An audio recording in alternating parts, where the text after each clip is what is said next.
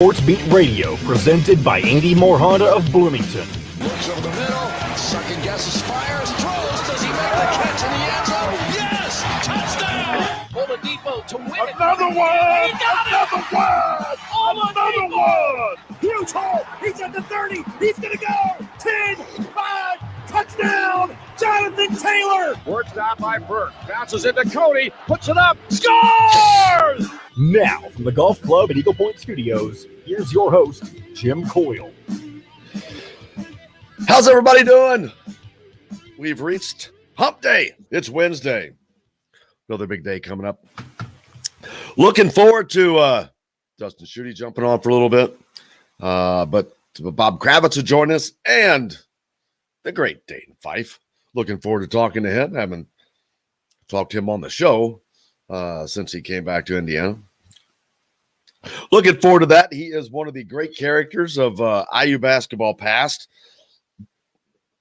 But he, not the greatest character. He played with, I think, one of the greatest characters, Kirk Haston. Should have got Kirk on. That would have been with him. Those two together, because that team had some characters on it. But I didn't know at the time how much of a character Kirk Haston was.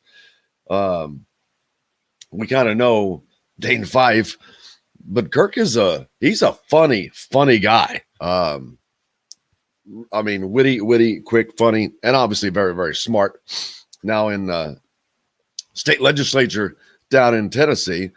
Well, he's from Lobelville, but down there near where he lives. But I only brought him up because they played together. But could you imagine those group of guys now as adults? They've all turned out. Look at them. They've turned out to be leaders of men and coaches, leaders of kids. But it's where they came from. Not a surprise at all. How's your day going?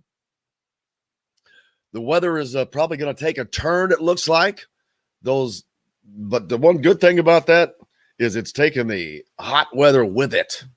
My goodness, it was blistering out there the last couple of days. Very, very hot. Hasn't slowed much down. Hasn't slowed recruiting down.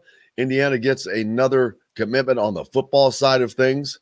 John, you can join me since we're waiting for the other guys to jump in. But another commitment on the football side, and it is just amazing to me, but not surprising. Yeah, we got a guy named Ryan Miller. He's a 3-star tight end out of Ohio. And it goes to show it's kind of like you talked about last week. Indiana's doing a good job at getting recruits out of the big states like Ohio, Florida, Texas. So there you go. Well, and you'll hear 3-star and people get, well, Ohio State didn't want him, yada, yada, yada. Well, no, it's not that they didn't want him or a thing. They can recruit over kids like that. Mm-hmm. Absolutely. They cannot take those kids. But Indiana can take them and turn them into All-Americans. That's the difference. The other guys are just closer to being All-Americans. Indiana just I think has to do Peyton a little more work. Hendershot is probably the biggest example we've seen so far in the Tom Allen era. I think he was a 3-star at Salem, and he's definitely panned out to be somebody who's I don't know if he's an All-American, but if he has a great season this year, he definitely could be himself too. So the College World Series is going on last night. That continues. What happened in that, man? Mississippi State won, so they're tied that series at a game apiece, I believe. Correct? Mississippi State. That's the wrong day. I'm on there, but yeah, I don't remember what the score was, but I think that was a close game. And why are major league teams still throwing to Kyle Schwarber? Are they just stupid? He's setting major league records in this day and age. We've had all these conversations about baseball and the pitchers and the sticky stuff. And look what happens immediately after that crackdown. Kyle Schwarber's killing them. 10 home runs in 10 games? He had 5 in 2 games. It's crazy. But yeah, it is crazy to watch him. I can't believe they still throw to him. But the managers, they moved him to the leadoff spot How funny is that? So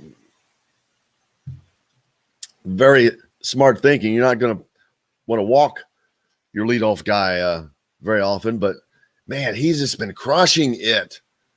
But that's what he does. Finds a different way to reinvent himself on a different team. Like I said, the College World Series is happening. Has anyone been following that? I like to watch the College World Series. It is always fun. The kids or the fans get into that. It's something I have not been to, and I would definitely like to go to. But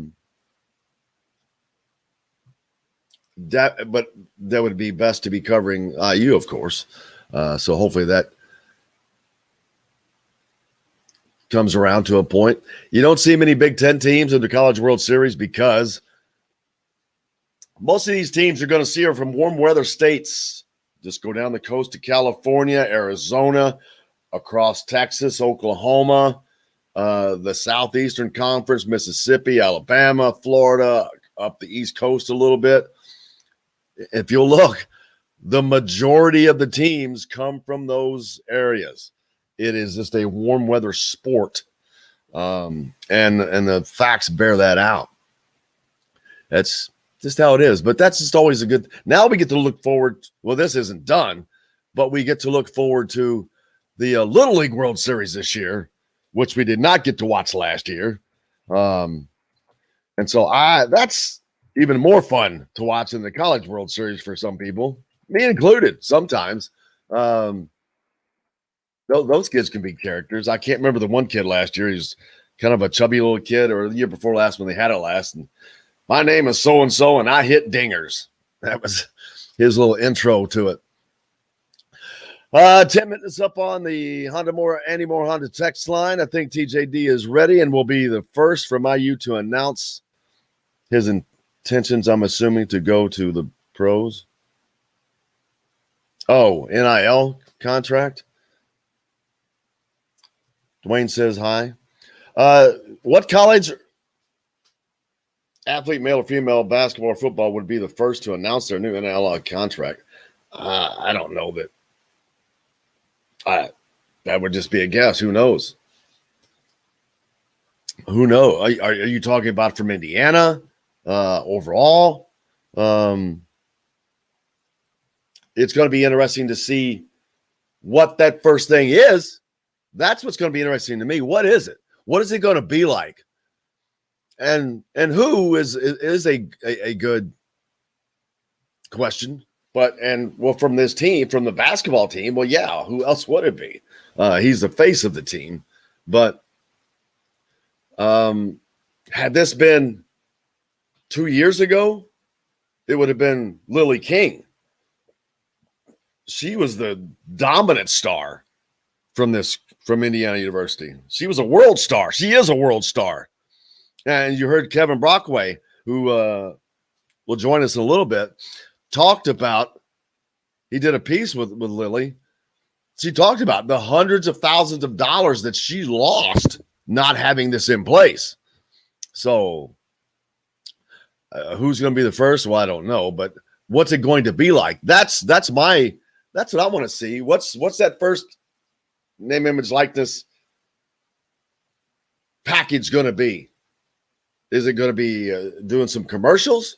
Is it going to be wearing some merchandise? Is it going to be doing it's going to be interesting. It's certainly going to be interesting, but Indiana is on top of it. They have signed partnerships, as we talked about yesterday. They already had worked out a deal previously with another company to work with. So they're ahead of the game. They have their own marketing department. They have their own, you see all the videos that they do. Indiana can do a lot of self-production in-house. So for all their athletes, but that was promoting the school, the sports. Are they going to have to broaden those departments and bring in more people just to do video promotions for the athletes? I wouldn't think so, because now the school is paying for that. And is there going to be a charge back from the athlete, from the money the athlete makes off of that? Can the school make money off of that? There are just so many questions. There are a ton of questions. Am I even on? Yes, you're on. Okay, I couldn't. I lost the picture. But those are the questions there, and so many of that all of us have. Because this is new and uncharted territory, going where no man has gone before, as they say. It's going to be interesting to see what schools, what conferences do what schools, what conferences allow what, who pushes the boundaries. I kind of already have an opinion on where that's going to be, but what are those boundaries going to be? What are colleges going to allow those boundaries to be? There are just way more questions than answers. And unfortunately, a lot of times the answers are not going to come until the questions are presented. Until they come up. How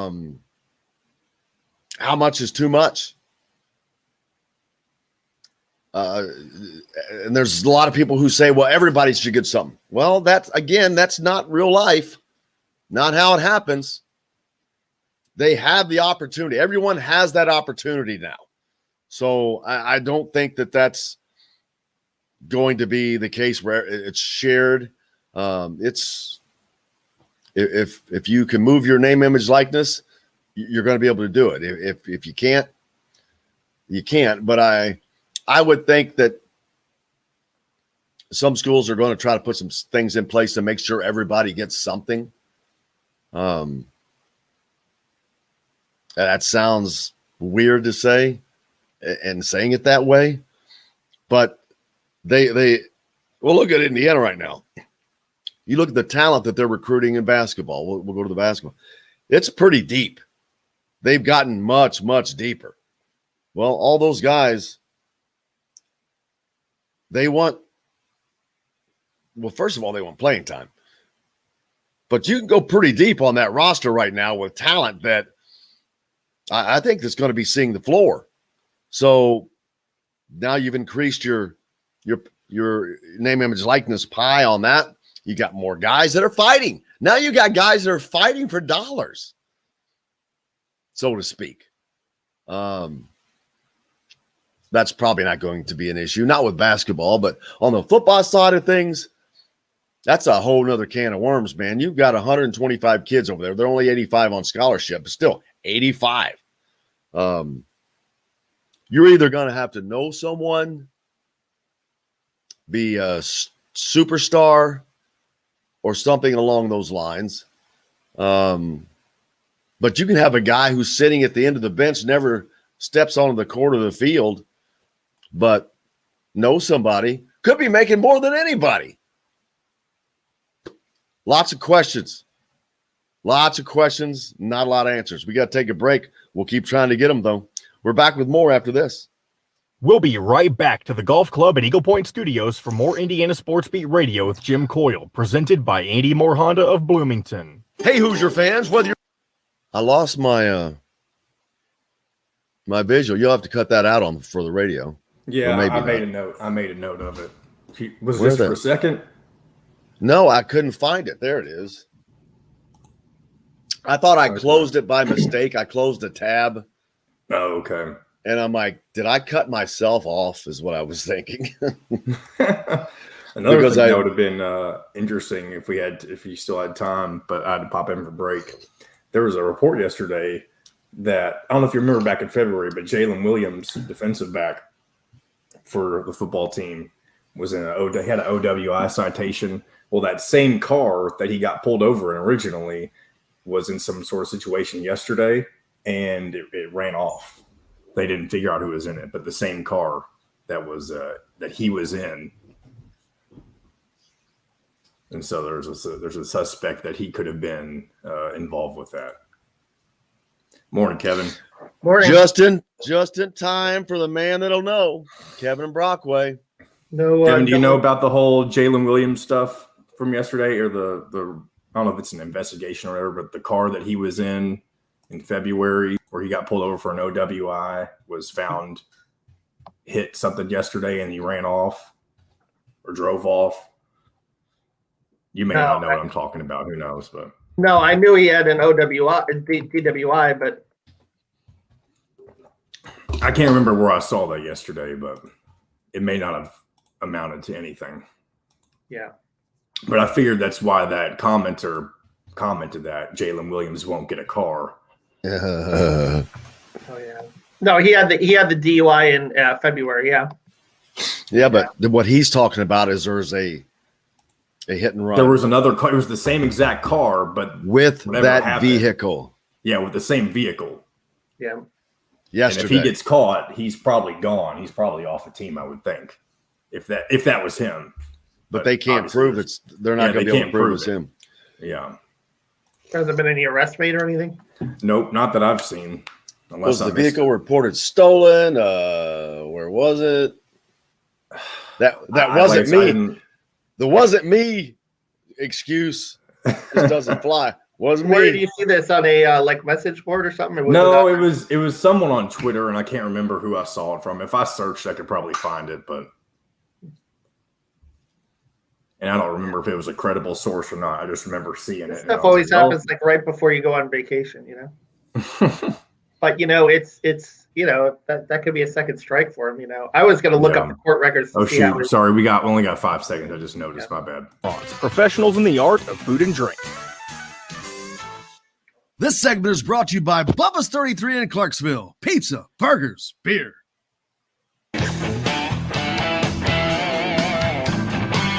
Now back to the Golf Club at Eagle Point Studios for more Indiana Sports Beat Radio with Jim Coyle, presented by Andy Moore Honda of Bloomington. Here's Jim Coyle. Welcome back. I hope everyone is having a great hump day. Kevin Brockway joins us. Yeah, we're kind of dig this stuff up on Jaylen Williams, Kevin, that we know he had a previous OWI, but reports of an accident involving that same vehicle. But we'll let the police deal with that stuff. That's just unsubstantiated stuff, so we'll deal with that stuff later. You're going to go on vacation, man. Tomorrow. Herald Times. Actually, the Herald Times has story, a hit and run with an injury. John Blau's tweeted it as well, so... Yeah, here's the tweet. It's from John Blau. The car IU cornerback Jaylen Williams was driving in February when he was arrested on OWI charges as part of another investigation. Police don't know who was driving, but the same Jeep hit a pedestrian early on Sunday, and whoever was driving fled the scene. And that's all they know. That would not be good if that were the case. And that is one thing I can say in the 5 years Tom Allen has been head coach.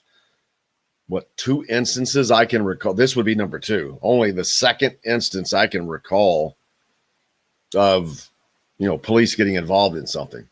That's the other being Peyton Hendershot. Yeah, exactly.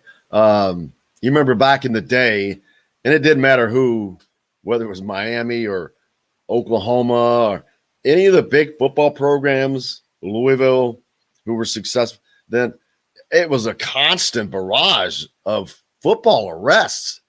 I mean, Florida under Urban Meyer, yeah. Florida under Urban Meyer. It was his. That was probably the worst. I mean, almost that entire team probably had a rap sheet, but it was crazy. But now that has kind of gone the other way. People have worked really hard, or they've done a good job of getting it covered up. But man, that has nearly disappeared. Yeah, I think that too. I think the athletes today are a lot more savvy, and again, now it's going to go to this ties into NIL too, because this hurts your brand when you get in trouble off the field. So I think that today's athletes are a lot more savvy, and they're a lot more obviously with COVID and stuff. I don't think you see athletes out as much as you used to. I think they're smart. A lot of times they just kind of stay in and chill, and they play Fortnite or what have you, instead of hitting the bars as much. You still see guys out in Bloomington every now and then, but I don't think it's with the same intensity maybe than it was like 5, 10, 20 years ago. And I just think the athletes are a lot smarter and they're a lot more cognizant of their image. But obviously there are exceptions, and this is unfortunate. If true, if this involves Jaylen Williams' car, this would be another strike against them, and you'd have to think some discipline would be kind of forthcoming. Exactly. I think you made a great points there. And their image, man, they have to protect that now. And maybe that's a good thing that comes from this. But at the same time, in the heat of making these decisions, they're not thinking, are they thinking of that? If they can get in that mindset more often, that would be a benefit, no doubt, of growing up, of all the things that come with that, because now you really have something to protect. And so if not that they were complaining, but if people wanted to complain that they didn't have anything that they weren't getting, well, now they do. And so it's up to them to protect that. It's going to be interesting to see how that's handled. But how Coach Allen, I don't have any doubts how Coach Allen will handle it. He's pretty firm. I mean, he's shown he doesn't back away from that stuff. So He didn't suspend Peyton Hendershot. Well, it went through the court system. Yeah, it went through the court system, and he didn't. He could have suspended him the first 3 games of the season. That would have said a statement. He didn't. Well, it wasn't hashed out yet. I mean, it was hashed out. It was after the fact. It was during the offseason. I think that it's one of those things you don't know what you don't know on behind the scenes is on what. I don't know. I think, and I talked to Tom about this. I think he could have done a little more there in terms of like making a statement. He didn't. He had more of the facts than any of us, so we'll give him the benefit of the doubt there. But I think that, a domestic violence arrest, you should make some kind of a statement there, and at least a game or 2 or something. There were some people. Remember when it first happened, everyone said, "Oh, kick him off the team," and I said, "No, that's a little severe. You don't do that, but you make it a teaching lesson. And part of the teaching lesson is have them sit a few games and let them think about it." And that didn't happen, which I was a little surprised about, but it worked out in the end where, obviously, Peyton had a good season, and I guess he learned from it in other ways. And I think the other thing too is when you get into suspending people, how much does it impact the team too? I think that's the other. It impact. Do you penalize the team for that? That's always kind of the tricky. And Peyton is a strong player, but if you remember in that Penn State game, he did have a bad drop that nearly cost him in that drive. They might have been better off without him in that game. Christian Lander tweeted out yesterday that according to the NCAA, starting July 1st, all student athletes have been granted permission to capitalize on our name, image, likeness. When this goes into effect, student athletes are going to be able to brand ourselves and other businesses and companies. Any local or any companies at all that want to use my social media as a platform to promote, do commercials, etc., to brand themselves, my DMs are open for business. Message me if interested. Yeah, I heard Deshaun McCullough's son said the same thing, and with McCullough's son, I mean, he hasn't even played down at IU yet. He played at Miami, Ohio. Lander, what's Lander's Twitter following? How many followers does he have? Oh man, I gotta go backwards now. Is it over 10,000? Yeah, right at it.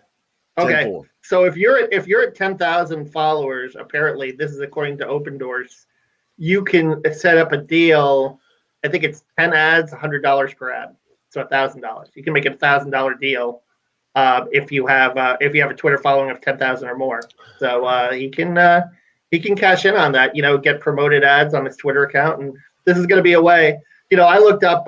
Trey Jackson Davis is 21,500, which is a pretty substantial number. And Michael Penn. It's kind of funny because to me, who are the 2 most popular athletes in IU just in terms of national stature right now? Yeah, Trey Jackson Davis, of course. And then who would be the second in terms of national stature? Michael Penix. Michael Penix. That's what I thought, right?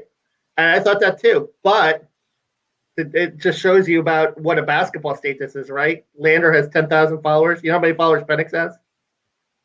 5,000. 8,500. 8,500.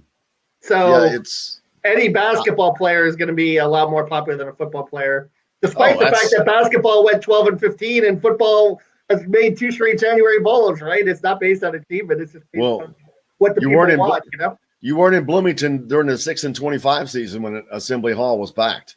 I mean, that's how it is. That's how it will always be. We're in a basketball state. Once this gets going, that will continue to change or continue to be that way, because as basketball side is bringing in higher talent. Yeah. To start with, when they come here, there's going to be higher talent. There's going to be guys that are 5 stars that are coming in. So you're going to have, but these guys are younger too. So some of them hadn't had time to build that following up just yet. Yeah. Being in Indiana, that's a big benefit. Being a basketball player in Indiana, a high school, that's going to be a benefit to you, because you're going to build your Twitter following up a lot earlier than if you are in another state, I believe, unless you're a 5-star. Yeah. I mean, that's a great point. It's exactly. It's to me that's interesting that you talk about a guy like obviously Trace Jackson Davis, 21,500 followers. He'll be able to cash in, as will other basketball players with a Twitter following of 10,000 or more. Christian Lander being a prime example.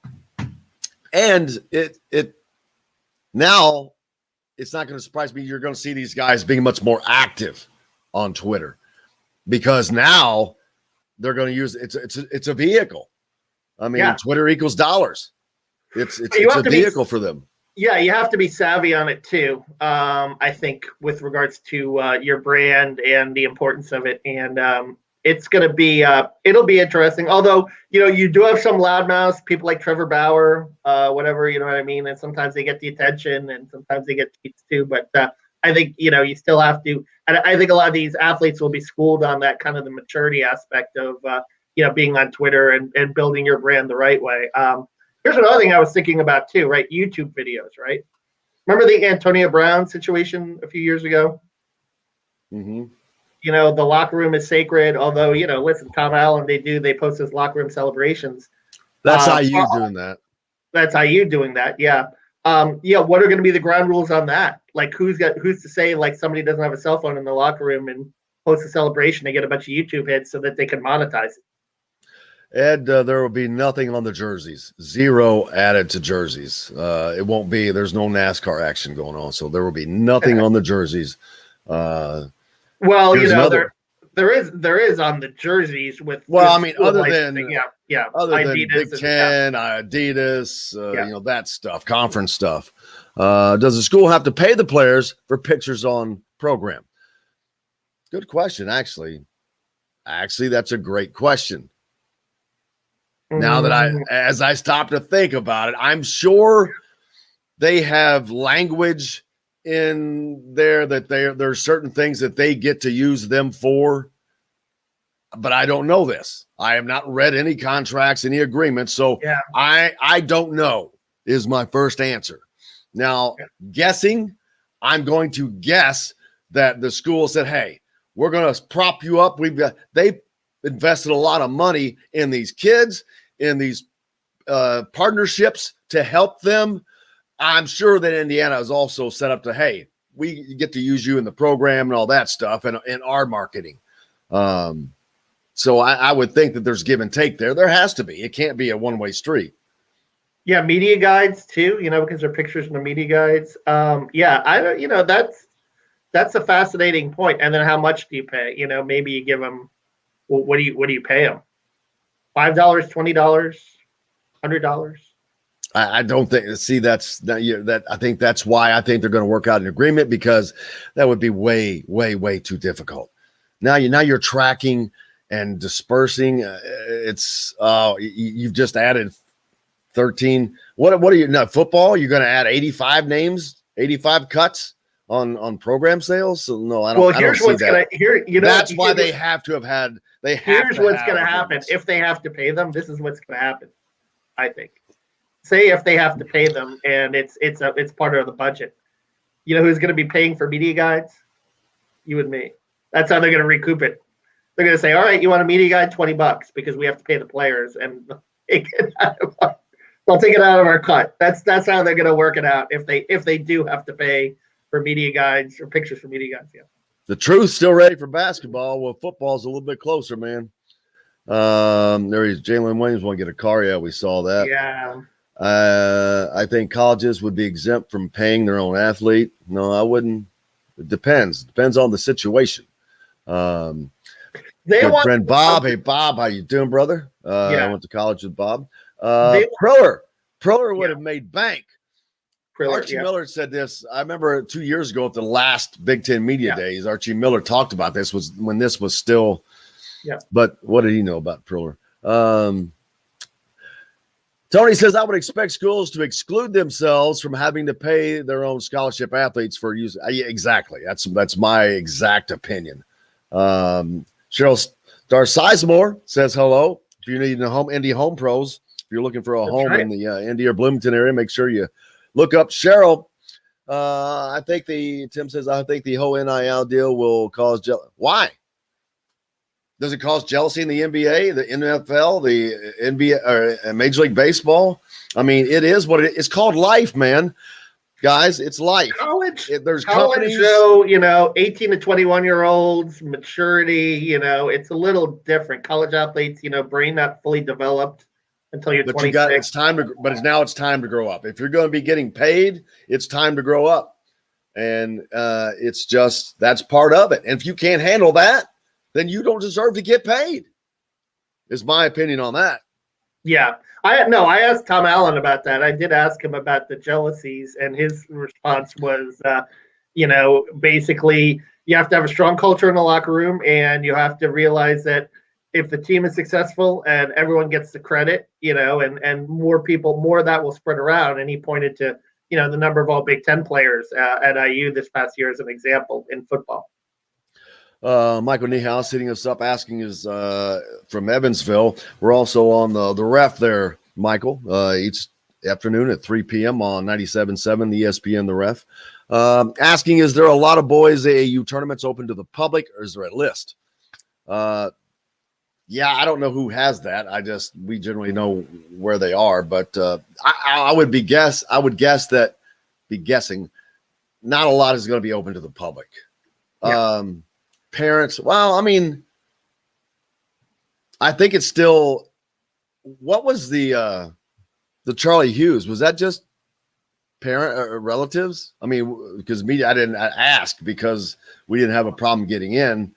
I don't know who all was allowed in there. I don't know that it was blocked off from anyone, but I think you had to be a coach, a player, a relative, or media to get into that right now. I would think that they're still holding to that at this moment because of COVID, but I can't speak with certainty. So you said it was at Carmel High School, Jim? Carmel. Yeah, because it was, I thought you told me Westfield over the weekend. If I said that, I made a mistake. It was at Carmel. The Carmel Greyhounds, yeah. Everything is better in Carmel, don't forget. Well, they've only had like 11 auxiliary gyms. rather substantial tax base up there in Carmel. There's that. Logan Duncombe is promoting the best mullet of the Midwest. There you go. Maybe he can get himself a hair deal. Yeah. What about players doing commercials? What about it? They're open for business. Yeah. A lot of this is going to be done through third parties, agents. It's going to be negotiated through that. Being in media guide for team marketing, their scholarships should pay for that type of stuff. Exactly. So don't forget about it. So don't forgetting that they're getting hundreds of thousands of dollars and other benefits, scholarship and all of that, medical, food, travel. Yeah. So they're getting. So that is their likeness, though. Their photo is their likeness. It is. A lawyer could make an argument. Well, appreciate you jumping on with us. You're headed off to New York for tomorrow, vacation. And And I'm also going to be on the Serious Big Ten show in 20 minutes talking about name, image, and likeness. So, Well, speak highly of me. I will, of course. Thanks, your brother. Kevin Brockway from CNHI. Make sure you give him a follow. Appreciate you. Back with Dustin Schutte right after this. We'll be right back to the Golf Club at Eagle Point Studios for more Indiana Sports Beat Radio with Jim Coyle, presented by Andy Moore Honda of Bloomington. Whether you're looking for... Hello. Howdy. Look, I got Thank my you, screen sir. fixed. What was wrong with it? It was under Yes, I was something gonna say. very. The thing was locked, but it wasn't under display or anything. I had to go in and I clicked on about 30 different things before I found what the problem was. It was labeled something completely different. Is it sitting on the floor? No, it's still sitting on my bench. Oh. Christian Lander. Dustin, did you see the thing posted by John Blau about Jaylen Williams? Or potentially about Jaylen Williams? It's not like an official thing. It's just it does a lot of connection. Yeah, I saw that yesterday. Yeah. What happened with Christian Lander? Nothing bad. He's hanging out the open for business sign. Oh. Goodness, this is going to change sports in every way possible. And I hope it's not for the worse. I hope it's not for the worse. Well, I don't know how it can be for the better. But we'll see.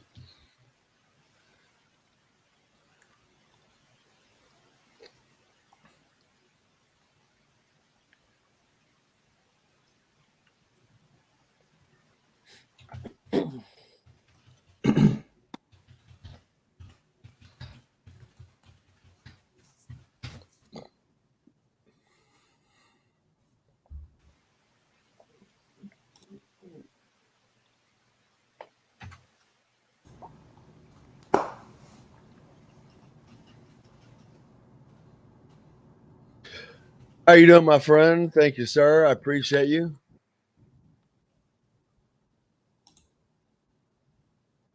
Who are you referring to? Dustin. Oh. Oh, I'm doing good. No problem. All right, I'm going to go ahead and bring us back in. For a new or a used vehicle, Andy Moore Honda of Bloomington's got you covered. They're Bloomington's #1 Honda dealer for a reason. For deals like this, how about a new 2020 Honda Civic LX front-wheel drive lease for just $180 a month? Or a new 2021 Honda Accord LX front-wheel drive lease for just $270 a month. Andy Moore Honda of Bloomington, Bloomington's #1 Honda dealer. Come see us at the all-new Andy Moore Honda, now in Bloomington. This segment is brought to you by RE/MAX Advanced Realty, Indy Home Pros team by Cheryl Sizemore. Now back to the Golf Club at Eagle Point Studios for more Indiana Sports Beat Radio with Jim Coyle, presented by Andy Moore Honda of Bloomington. Here's Jim Coyle. Welcome back on this Wednesday. Dustin Schutte joining us now. We've been talking about a myriad of things. NIL, Christian Landers, one of many that hanging out the shingle, open for business. Tomorrow it comes down, man. Yeah, comes to fruition.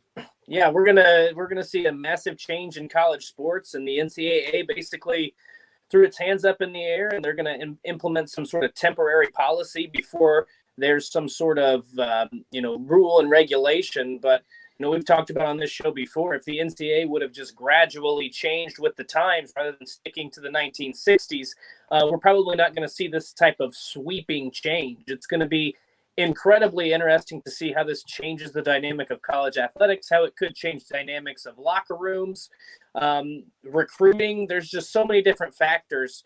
A lot of people, if you look on Twitter or Facebook or any sort of social media outlet, there seems to be either we believe the players should be paid or we believe the players shouldn't be paid. And tell you, there's a lot of gray area in there that we don't know a lot about. But we're going to find out in a hurry what that gray area is like. And it's going to be definitely an interesting few months, and then we'll see how things change over the next 4 to 5 years, because this is a whole new world. Well, being paid, I think, simplifies it. I think that's what they're allowed to do. And for too long, I mean, I guess their own name, image, and likeness were off limits to them. And you're like, how can that be legal? I think, but there have been many precedents that are outside of college sports. I think about the Earnhardts in NASCAR. When he passed, oh my God, you want to talk about opening up a nightmare, because apparently his ex, which was his third wife, and the family, Dale Jr., the daughter and the other son, Carrie, were all disenfranchised from her from the very beginning. And she went as far as to sue Carrie Earnhardt from using the name Earnhardt Collection on homes he was building. And I think she won, which is amazing to me. But it's just a point that I'm trying to make of Dale Earnhardt Jr. had to fight to get use of his own name back. Did not have use of his own name. So these kids who have not had any contractual agreement to take it away, but have still not been able to use it, their name, image, likeness. So now that they can, but like you said, instead of it all dumping at once, along with the transfer portal, along with COVID, along with everything else in the world, it probably would have been a lot easier to mitigate this and watch the change of college athletics, because there is going to be a seismic shift. How can there not be with all of these massive? There have been more changes in the last 2 months than how long, Dustin? 30 years? Yep. 40 years? Seriously, there have 2 months. There have been more massive changes than 40 years of college athletics, because they've been forced to do what they haven't done for the last 40 years. And they deserve everything that happens to them, but fans we don't deserve that. But well, what's going to be interesting, and I think the argument that a lot of people come back to is, you might see, let's keep it close to home here. And Michael Penix on that final play in the Penn State game in the early in week 1 against Penn State, the 2-point conversion, the reach, the stretch, whatever you want to call it. There could be that's an iconic. Most people call it the score. The score, the conversion. That's going to be one of the most iconic moments in Indiana football history.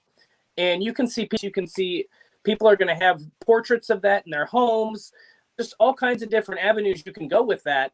And until now, Michael Penix would have no right to that. Meanwhile, artists, T-shirt guys, anybody that can put that on a flag or a portrait or a canvas or whatever can make all kinds of money off that play, and yet Michael Penix can't. And I think that's where the disconnect was between the NCAA. It's not just a matter of these players need to be paid. I don't agree with that, but if other people can profit off of selling that kind of merchandise, then why can't they profit? Why can't Michael Penix go and sign autographs for an hour and make a couple $100 or whatever the case might be? But it becomes this slippery slope, because how do you cap how much a person can earn? Are there going to be different rules in different states? You just don't know what kind of advantages some schools might have, what advantages they don't have.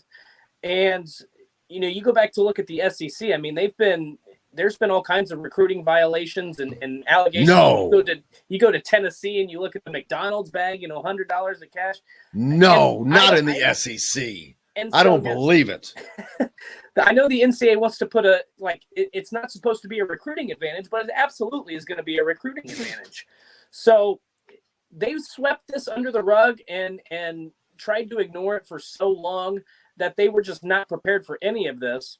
And so I think it's going to be really ugly at first. I think there's going to be a lot of different loopholes, a lot of different, slimy situations going on. I don't know. It's hard to predict what's going to happen. But again, if you think that this is all good or all bad, there's a lot of in the middle territory that we haven't discovered yet, just because we know nothing about how this is going to work. Yeah, that is true. And then you've got the tax situation, taxes. Yeah. Are you getting paid in cash? How, or if you're doing autograph sessions, are you getting paid in cash? Are you going to keep track of that? Now you've got who's involved. Who do you got involved with them? Are they having their own manager? Now are you bringing in outside people? That's the thing about this, is it's opening up too many doors, or I should say cracks, for things to potentially slither in. I mean, Daniel brought up a point. Alumni have a legal way to pay players. You own a business, there will be nothing stopping you from paying a players thousands of dollars to do. Okay, well, but other people get paid thousands of dollars to do 30-second commercials. Why shouldn't they? I mean, See, I think where the issue comes into play here is, and I don't know how this is going to work, but let's use Indiana football and Nebraska football. Football in Nebraska, that drives that state. That drives a lot of the local economy there. So and people are passionate. They want the Huskers to be at the top of college I got to pull football, that back not up. just the top of the Big Ten, but the top of college football. So you're probably going to see a lot of different alums, a lot of local businesses being willing to offer these kind of incentives, quote unquote, to come to Nebraska to get the high 4-star and 5-star guys. I mean, that's going to be a part of the pitch. And then you look at Indiana, which, I mean, yeah, it's growing as a program, but it's still a basketball state. Bloomington is still a basketball town. So you may not get the same number of offers or have the same number of opportunities in Bloomington as you're going to get in Lincoln, Nebraska. So I think that's where the concern is. If you have a big alumni base, or if you have some guy with deep pockets, now the one benefit is obviously Indiana has a guy like Mark Cuban on its side. But you know what? Cuban has not done a lot for Indiana, I don't think, has he? Well, I'm just using him as an example. If he said, I want the football team to be good, I'm going to create all these opportunities, theoretically he could do that. Now, again, they're trying to put caps on this. I don't know how you do that. But the one thing that you mentioned, Jim, is the tax situation, the agents, lawyers getting involved. And the one thing I will commend a lot of these Big Ten schools on is, in Indiana just announced too, they're creating these programs to help educate student athletes and to help them navigate through this situation, because we can talk about business people, alum, lawyers, agents, a lot of them being well-intentioned, but you're always going to have a few slime balls out there looking to take advantage of these kids who are 18 or 19 years old, know nothing about contractual obligations. Maybe their family doesn't have the best history or best knowledge in how that operation works. So having that set up, having these educational situations and working with these companies to say, here's how you navigate it, here's how you can create your own brand, here's how you're going to handle the tax situation, employment, all that stuff.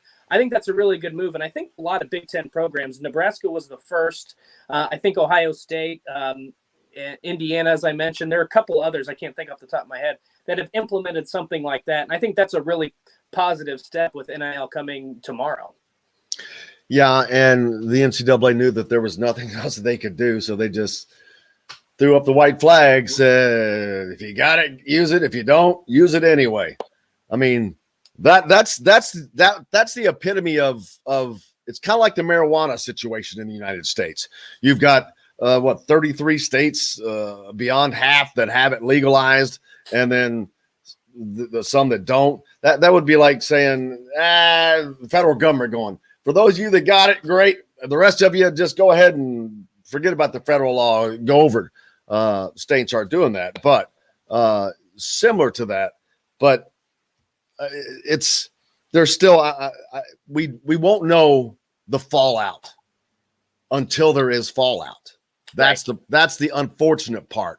We don't know what the fallout's going to be until it manifests itself. and say, oh, man, boy, missed it there. We talked about a little of it with the potential tax situation. You know, it's so easy for a kid getting handed wads of cash, man, wads of cash. And then if you get hung up, you get caught. It's probably going to happen. I hope not, but. Well, and one of the things too that I'm interested in is again, let's keep this to be a local situation. Let's say Michael Penix agrees with to some business to be the next quote unquote spokesperson or do a commercial for the next 2 years. Let's say he's going to be at Indiana. He commits to being here 2 more years, and then he gets beat out by Donovan McCulley or Jack Tuttle for the starting job at some point midway through the 2021 season. He says, you know what, I'm going to transfer out and I'm going to go to back to his home state. I'm going to go play at USF. He signed a 2-year contract. Is he going to have to pay that money back? Is he going to have to go? Is there going to be a lawsuit? Just that kind of stuff. And trust me, that kind of stuff will happen at some point. I don't know. I'm no legal beagle, and I don't know much about how this kind of contractual law stuff works or this kind of stuff. But there's going to be situations that kids, and you can't blame them. I would have never known this kind of stuff at the age of 18, 19, 20 years old. But there's going to be situations where kids, I don't want to say get in over their head, but they're going to commit to something, and then maybe their playing time isn't where it is, or there's a coaching change, and they decide to transfer. And then, all of a sudden you might have a lawsuit on your hands, or you might have a contractual obligation to pay back a certain amount of money. So it's going to be incredibly interesting, and you hope it doesn't. I really hope it doesn't happen, but I feel like there's going to be some guinea pigs in here that are going to pay a steep price for something that, an 18, 19, 20-year-old just wouldn't think about at that age in their life. Yeah, like I said, they're just the unknowns. We don't know what they're going to be, and we don't know what the fallout will be until it is. But there will be. So we'll see. Let's see. Tony asks, Daniel, could you look at it as cuts out the advantages that some schools used by paying under the table now the playing field has been leveled? Not really. I mean, not really. Alabama can now legally pay players. Auburn can now legally pay players. LSU can now legally pay players. And I know that Indiana fans, especially IU basketball fans, know the passion of what that is. I don't think they understand the passion of Southeastern football because there's just more people. Indiana basketball is the only thing that would rival an SEC football program.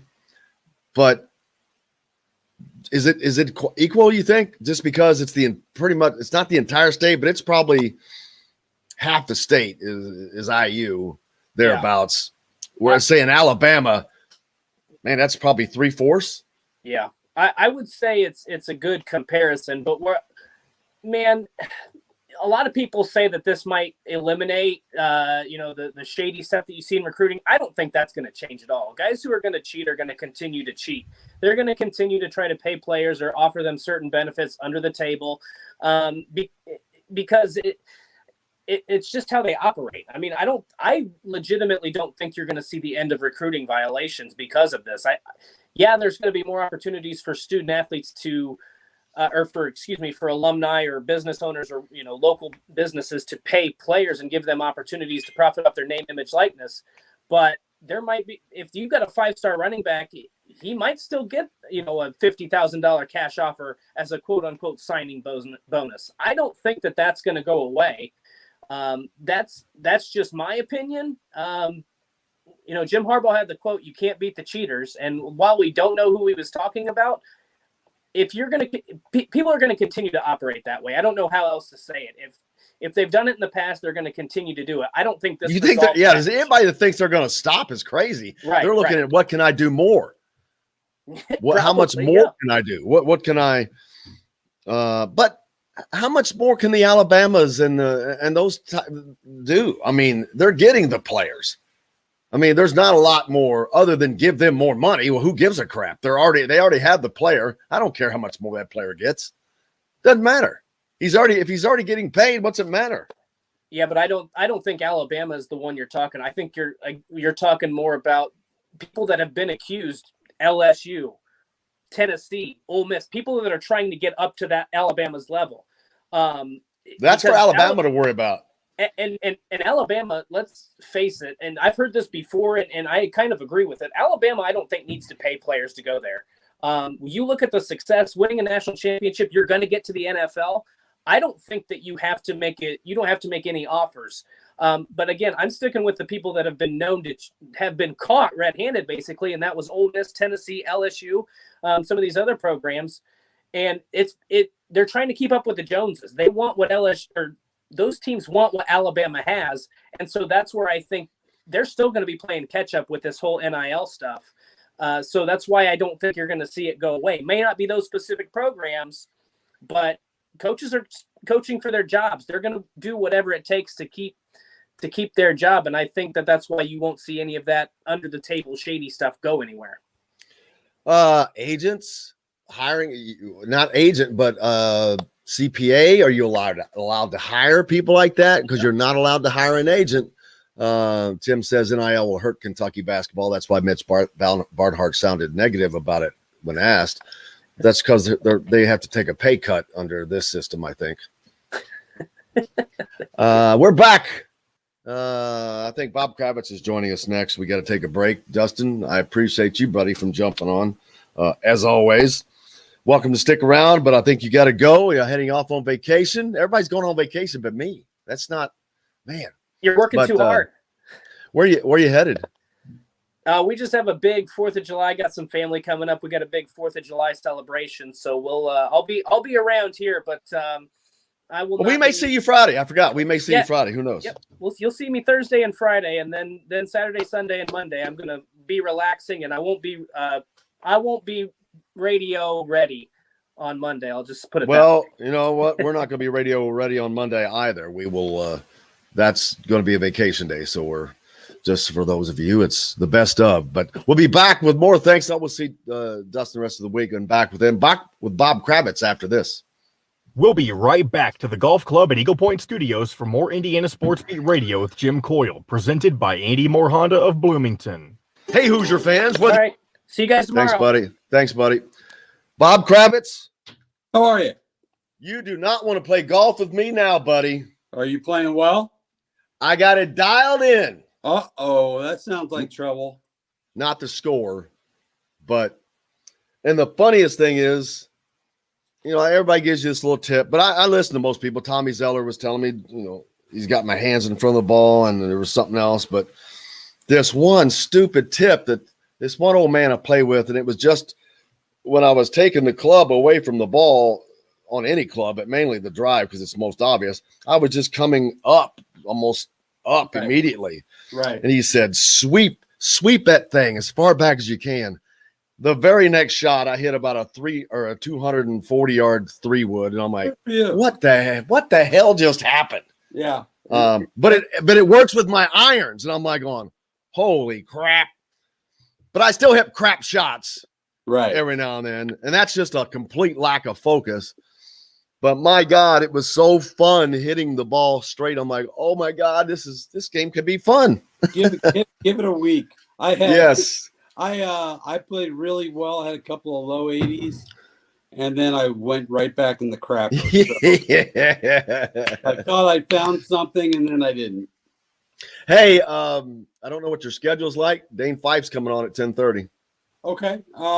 Yeah, I got a million things to do today. I'll listen in, but I got a million things to do today. I got Rick Carlisle's press conference today. Oh, okay. Did not know that. How's everything else going? Jim, if you want to take, if Bob, if you're able to, if you want to take Bob all the way to 10:25-ish right before Dane comes on, you can. Okay. Unless, Bob, you got to get out before then. No, I'm fine. What's going on in your world, Bob? A lot of Carlisle. Wrote a kind of a controversial piece this morning about. I don't know if you read it, but why the hell the Colts have not vaccinated at a normal rate. They're putting themselves behind the 8 ball. We could talk about that if you want to, but are they below the? They're way below. They're one of the 4 lowest teams in terms of percentage of vaccinations. All right, I'm going to go ahead and bring us back in. And seafood. Sam's Ale House in Carmel and on 86th Street in Indy have a long list of craft beers and all of the right foods to go with. Plan a day on the links at Eagle Point in Bloomington, then stay for dinner at Sam's Clubhouse. Sam's Restaurants, professionals in the art of food and drink. This segment is brought to you by Sam's Family of Restaurants. Fresh, local, family. Now back to the Golf Club at Eagle Point Studios for more Indiana Sports Beat Radio with Jim Coyle, presented by Andy Moore Honda of Bloomington. Here's Jim Coyle. Welcome back, Indiana Sports Beat. Appreciate you joining us here on this day, Wednesday. Bob Kravitz joins us now from The Athletic. Bob, how are you, sir? I'm fabulous, but not as good as you apparently as a golfer. Oh, I wouldn't say fabulous. You have officially found the secret to golf. Hitting a straight ball that comes fleetingly, but yes, it was best drive on 18 that I think I've had yesterday here, and I'm like, I should have just walked off. But it's amazing. By the way, I forgot to tell you. I don't know if you saw my tweet. I got a hole-in-one the other day. Oh no, I didn't see that. Seriously, yeah. Was that the first? Second. Where were you? Number 4 Prairie View, 150 yards against the wind. Just a couple of rolls. It just bounced and rolled, and it was a perfect shot. And I didn't see it actually go in, but everybody around who was, or with me, they saw it go in. They had a better angle, and it cost me a lot of money at the bar. That was my next question. How much money did it cost you? For those of you that don't know, if you're a golfer, if you hit a hole-in-one, you got to buy a round at the bar, but it's usually an enjoyable experience. Prairie View is not exactly a goat ranch. That's a pretty good course. A nearly 160-yard shot. That's no easy shot either. What'd you hit? I hit a hybrid because I'm not a long hitter. So I most people would probably hit a 7-iron. I hit a hybrid, and it was a thing of beauty. Man, when it went in, and yeah, at the bar cost me about $140. Could have been worse. It could have been worse. Yeah. Does not seeing it go in diminish it any? No, hell no. Hell no. Are you kidding me? I mean, oh man, I've had 2 of them. I haven't seen either one of them. I just knew as soon as I hit it, it was going to be good. It was going to be close. But how many times have we said that in our lifetimes playing golf? And yeah, you get up there and you're 22 feet away. You think you're tight, and you're lucky if you 2-putt. Yeah, that's amazing. Congratulations, man. It's an amazing feat, period. That's why it doesn't happen often. I'll show you my flag. Oh, they gave you the flag. No, they made me buy it. Oh, they made you buy it. That's awful. Hey, that's awful cool. Yeah. That is awesome. Yeah, I'm pretty proud of that. You getting that framed? Oh, hell yes, I'm getting it framed. The scorecard goes in there. I don't still have the card. I had to hand that back in. But when your athletic life is nearing its end, being able to make a hole-in-one is a big deal. When you're 61 and falling apart, a hole-in-one is still an athletic accomplishment, period, for anybody, because not anybody can do it. The cool thing was it wasn't one of those, you skips and jumps 32 times and walks on water and hits a rock and hits the flag and goes. I mean, this is a really pretty shot. I don't know where it came from, but it was a good thing, man.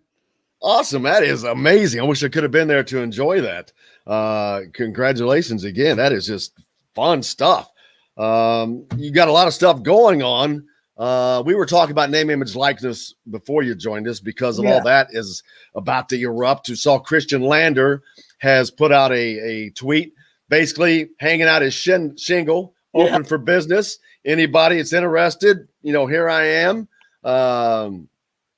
But, I guess what else can you do? You might as well take advantage of it. They've got full reign to do that. I'm wondering, we don't know what the fallout is going to be until the fallout happens, unfortunately, and there will be some fallout, whether it's tax issues for kids who are getting wads of cash but I just wish it didn't all happen at once. And that's on the schools. That doesn't belong on Mark Emmert's head. I think it belongs on the schools because Mark Emmert is just a puppet for these presidents, and they have put themselves in this position to have all this stuff happening at once with name, image, likeness, transfer portal. Unfortunately, COVID hit at the same time, and so you had a loss in revenue. Man, it's just a ton. I think it's great that the kids, the young men, young women, will be able to take some advantage. Look, I've never been one who believes that they should get paid for playing. I do think a scholarship, as someone who's got 6 figures worth of school loans still out there for my kids, I know how I know how impactful that can be to get a free education. I mean, it saves you and your family so much money for such a valuable asset.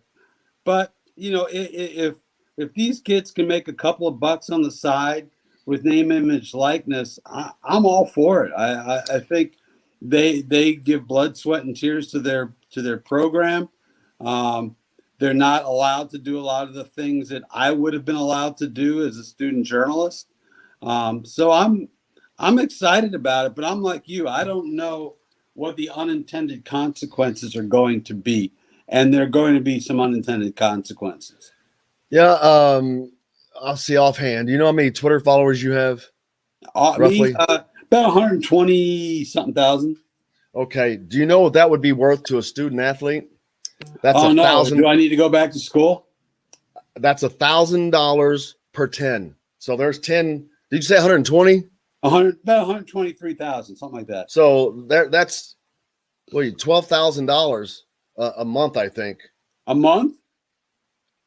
Well, yeah, cool. I don't know if it's how often it is, but it's $1,000 per 10,000 followers. For 10,000, I'd be sitting pretty. But of course, in college, nobody knew who the hell I was, nor did they care. Much like now, and so wouldn't have done me. But Christian Lander has over 10,000. Trace Jackson Davis has, I think, 20,000 or something, whatever. So those are almost automatic deals these guys can make. Right. They could work for, car dealerships, go out and give autographs, and there's all sorts of things they can do. But I think we're going to kind of have to live and learn as we go along. I think there are going to be a lot of, intended and unintended consequences. And I don't think anybody yet has completely embraced this in terms of, what comes next. It's a great idea. But, how it's going to play out is a mystery still. It certainly is. The NBA playoffs continue. They kind of lost a little luster there after the series last week were just so intense. It seems like the intensity kind of has dropped a little bit right now, but I'm sure that'll pick back up. But when you lose Trae Young to an injury and Giannis Antetokounmpo got hurt yesterday, and Lord knows what's going to happen there. Look, it's been a tough postseason for Stars. And, how much of that is the fact that we went very quickly from last season to this season, and the schedule was changed. So, a lot of 4 games in 6 days. So I think a lot of these guys are getting worn down. Yeah. this was a compact season. They were forced to do more with less, little time off from the previous COVID season. I mean, it's just a weird deal. And then some of them have or obligations this summer, whether it's with Team USA, I think. And then you go right back into the season. Those guys, I don't know how those guys are going to do it. I mean, they're going to basically have no time off for almost 2 straight years. And that's almost an impossibility. Oh my God. Hang on. Can you hang on 1 second? My dogs are attacking my cat. we can maybe put that on video. That could be good. Absolutely. Take care of that. Let me hang on. We have to have some little double WF. Killer Maui. I don't know if you can see him, but He's protecting. Looks like he's on guard, baby. He's on guard. He's protecting me from the other dog, apparently. Okay, so get out of here. They stopped yelping at each other for the time being, so that's good. The Pacers, they have their man in Rick Carlisle, a name that seemed to bring, I don't want to say happiness, but a sigh of relief. Or people seem to accept this. It was not a lot of consternation, not a lot of bickering. It was like, okay, I can get down with this. So it seemed like it was the hire that everyone got behind. Right. Yeah. I think as long as they brought in somebody who is a voice of authority, who would hold guys accountable, who would treat, guys the way they should be treated, and Domantas Sabonis, who's not a real talker anyway, but he had a great quote the other day. He said, the time for excuses is over. You can't use Nate McMillan as an excuse for underachieving. You can't use Nate Bjorkgren. I mean, these guys, and Rick is getting 4 years, $29 million. So that's like top 5, top 6 money. So they're not screwing around. They realize they messed up with Bjorkgren especially. And so I think they just did not want to experiment. They wanted to go for a sure thing, somebody they knew would be a voice of authority in that locker room. They spend the money on a coach. He's one of the highest paid coaches in basketball, but they don't do that for players. I have always marquee players, which I think that until they do that, they're not going to get out of this circle of mediocrity, of which they are never in a bad enough position to get a great draft pick, but they're always at or near the playoffs, which is okay. They're in competitive purgatory. The problem is, and I'll ask you this question: who are the big name stars who are making lots of money who want to come to Indiana? No, you got to make them one. David West is the last quote unquote big name free agent who decided to come to Indiana, and he decided to come to Indiana over Boston of all teams. So it's not like these guys are clamoring to come to Indiana. We love it here, and it's a great place for anybody to live. But for these athletes, it's not a place where they feel like they can maximize their earnings. As far as, advertising, although, Peyton Manning did okay.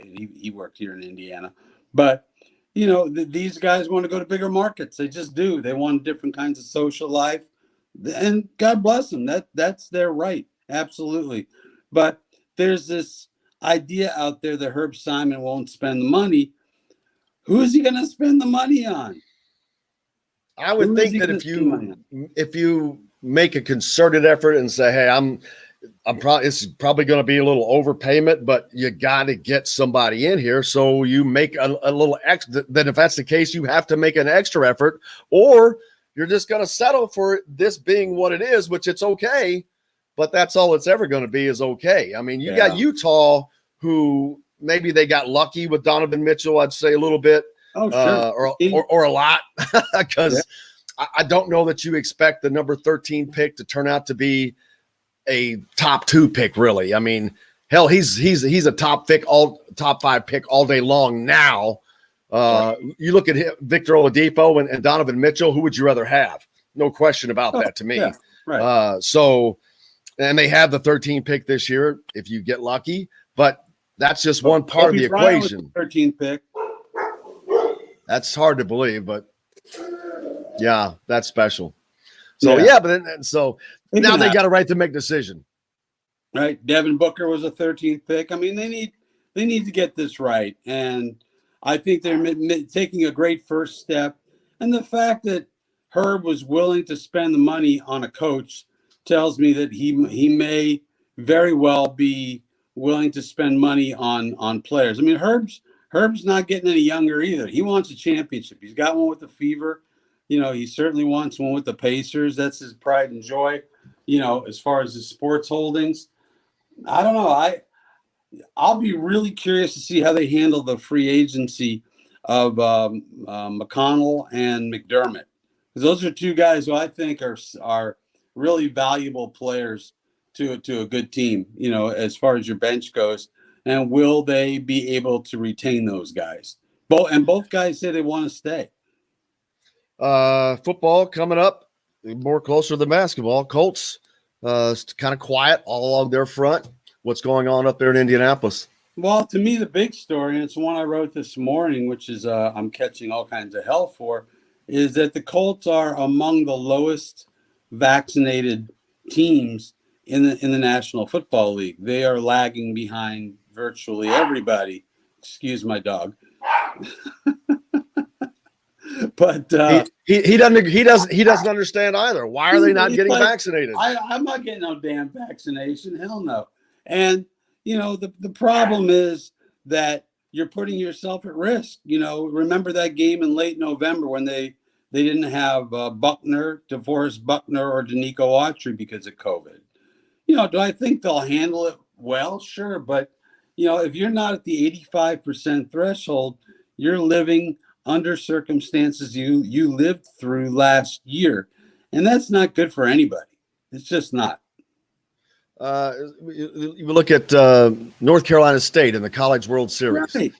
They get the entire team gets booted from that because one guy got COVID, and they could have easily taken and segregated him and quarantined him and kept him away, but the entire team gets booted from the series, which that was a travesty.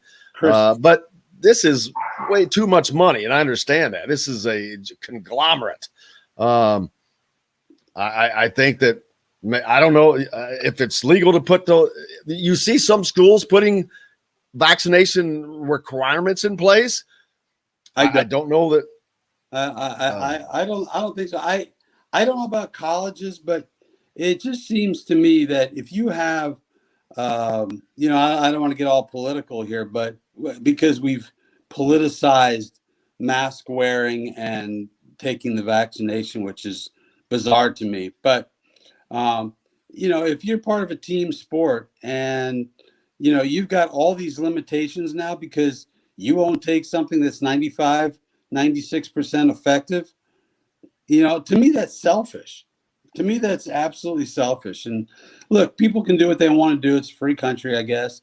But, you know, it's like the Athletic. They don't require any of us to get the vaccination. But I know, first, you know, I just wanted to get it and stay safe. But secondly, I know that if I want to get one-on-one interviews and go in locker rooms and go in press boxes, I've got to be vaccinated. So by God, that's what I'm going to do, because that's what helps me do my job the best that I can do it. And why football players? I mean, they play a sport that's bad for your health. Think about it. They play a sport, you know, concussions. I mean, concussions. Let's talk about concussions. And God knows all the things that can happen, you know, after, you know, during and after a career. So I don't get it. I don't get the comments that I'm getting on my story, but if you do get the Athletic, check it out. Yeah, I do, and I've been trying to read it all here, but it does. These guys, they're not doctors. This stuff has been rolled out into a mass amount. This is not a small sampling that's out there that has taken this vaccine. I know. So we're not talking about 10 people. We're talking a massive around the world, like nothing people has ever seen. So I'm like, Man. Over 600,000 Americans have lost their lives to this. Millions across the globe have lost their lives to this. Is it 100% perfect? I would guess not. But nothing is. Nothing is. I mean, you could take a flu vaccine and there could be side effects. So The Indianapolis 500 is the greatest to me right now, the greatest benchmark.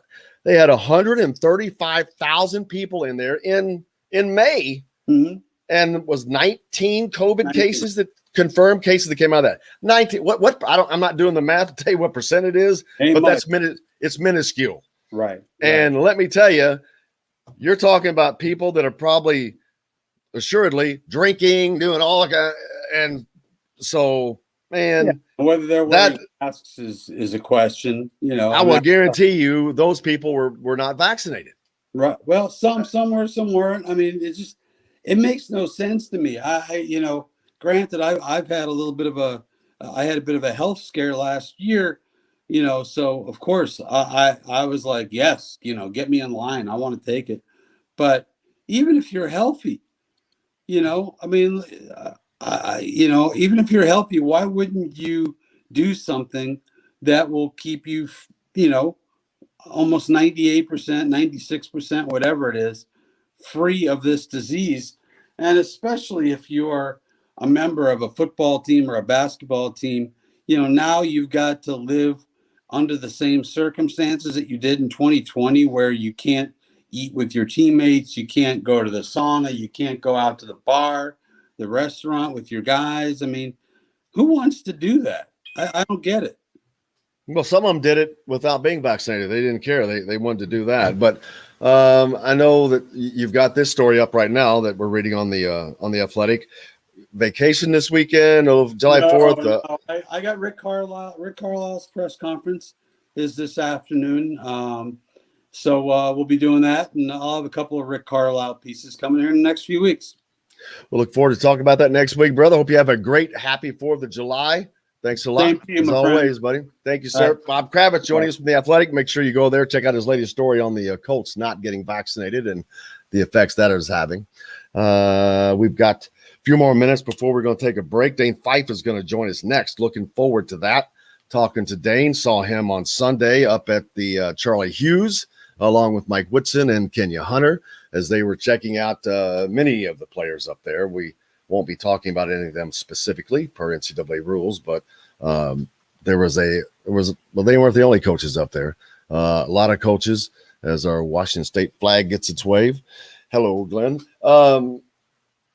As I mentioned, Matt Painter, Mike Bray, I saw Scotty Davenport, Hunter from Michigan. There's just a lot of coaches up there. But wow, next year that talent, it's going to be special in the state of Indiana. And I know last year was good, but next year is going to be, I think it's even better. I think there's just a little bit more top level talent out there right now that is going to get even better throughout the high school season.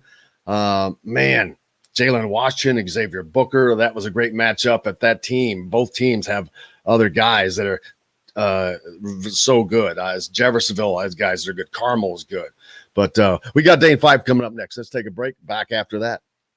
We'll be right back to the Golf Club at Eagle Point Studios for more Indiana Sports Beat Radio with Jim Coyle, presented by Andy Moore Honda of Bloomington. Whether you're looking for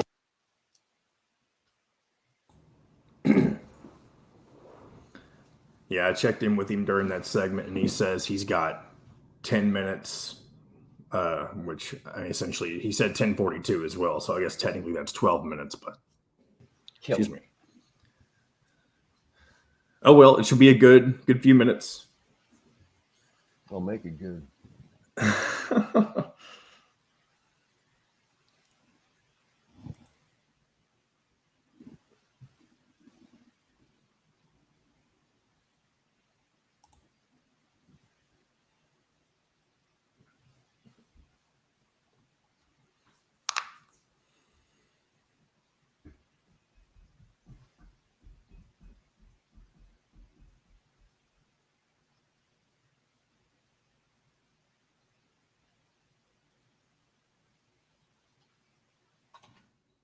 And then if you want, since he is cutting out early, you can take your last break after the interview if you want. Yeah. Wish I'd have known that in advance.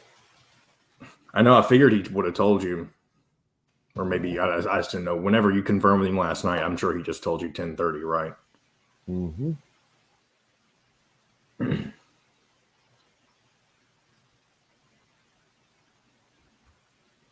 I tried looking up that clip of the shark eating or trying to bite the guy's foot.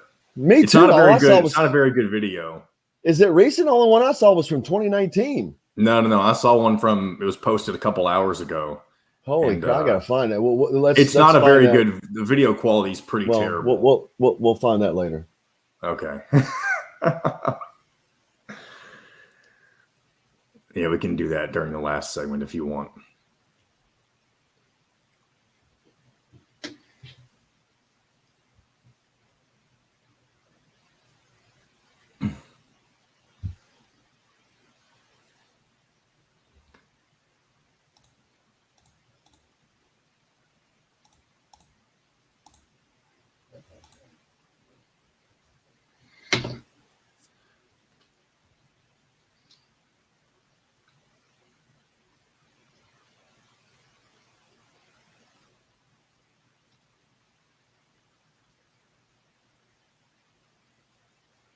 If he takes a minute to join, I'll send him a follow-up. Let him know we're ready for him in case he thinks we're waiting on him for some reason.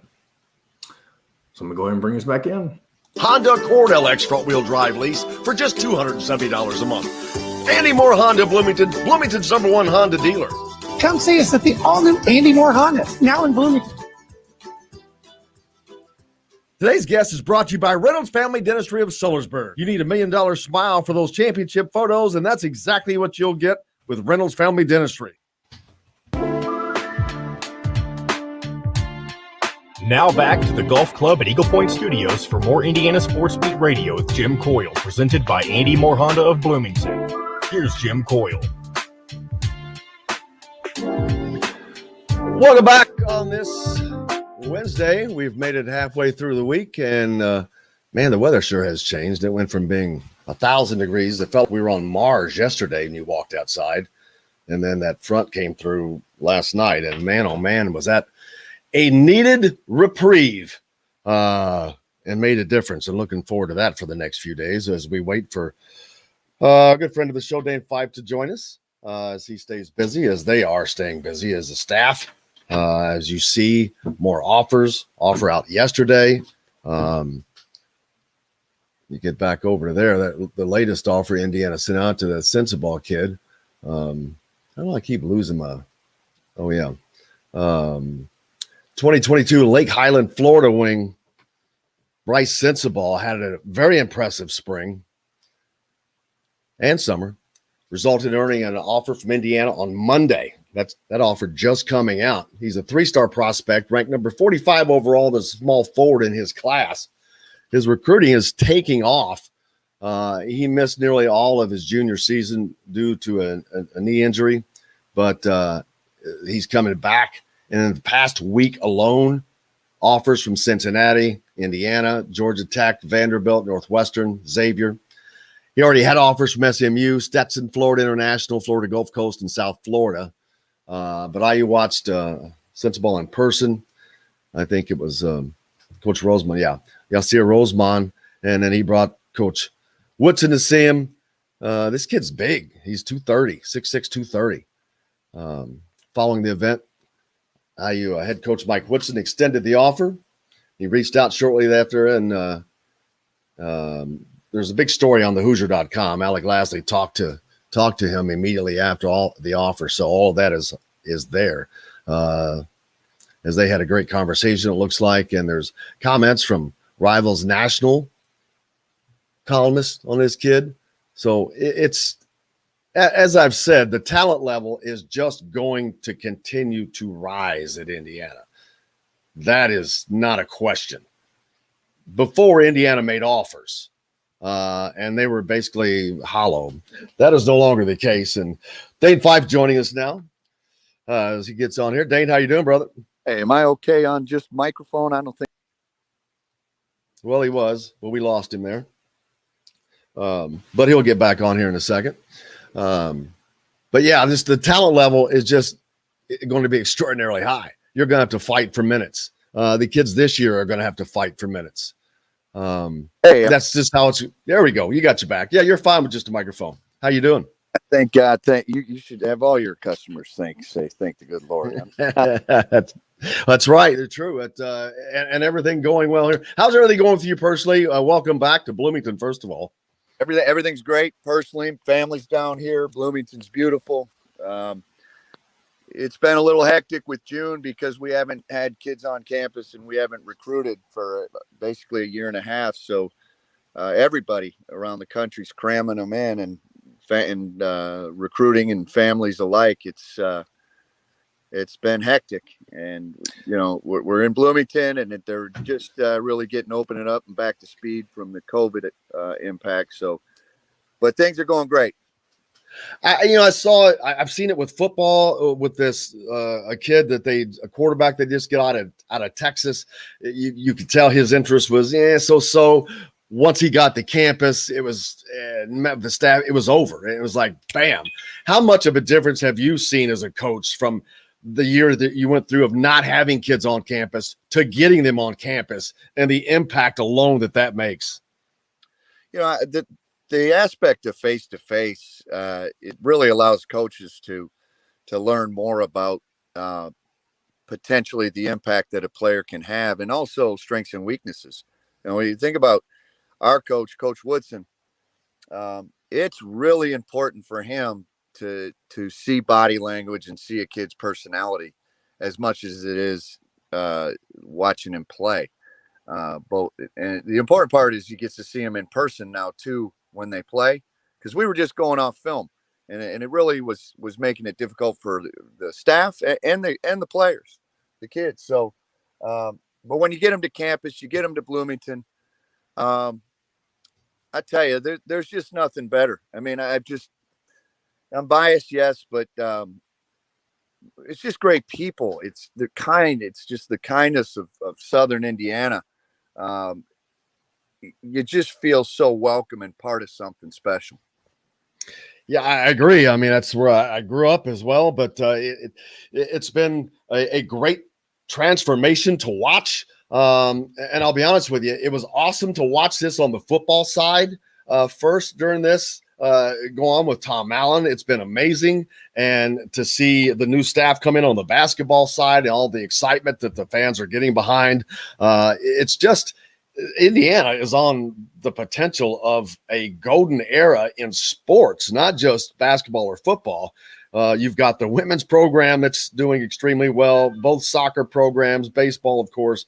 This could be potentially the biggest year in Indiana athletics history. Jim, you say it like that.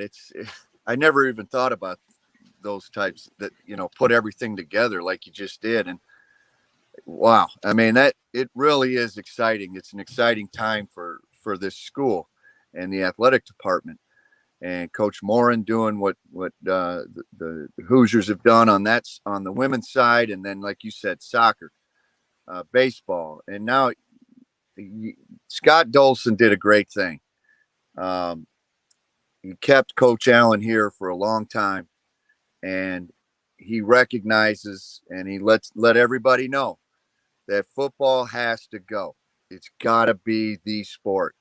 And as much as everybody wants to say it's a basketball school, football has to drive and has to do well.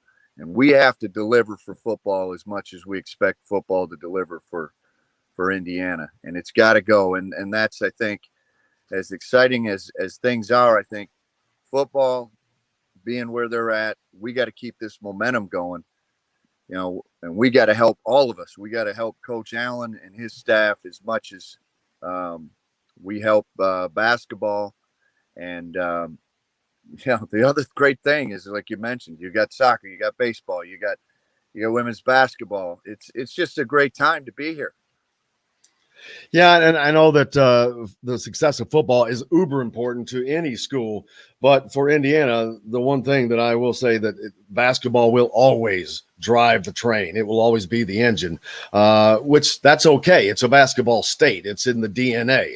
It's okay for that to be that case. But as long as they are that engine, now I think that everyone who was around it can see it is quickly getting back to that. The talent that is coming through, and not asking about names, but just the talent that has come through here in the last couple of weeks, unbelievable. You can tell that they are all serious. Indiana is at the in the top 5 of virtually all of their lists.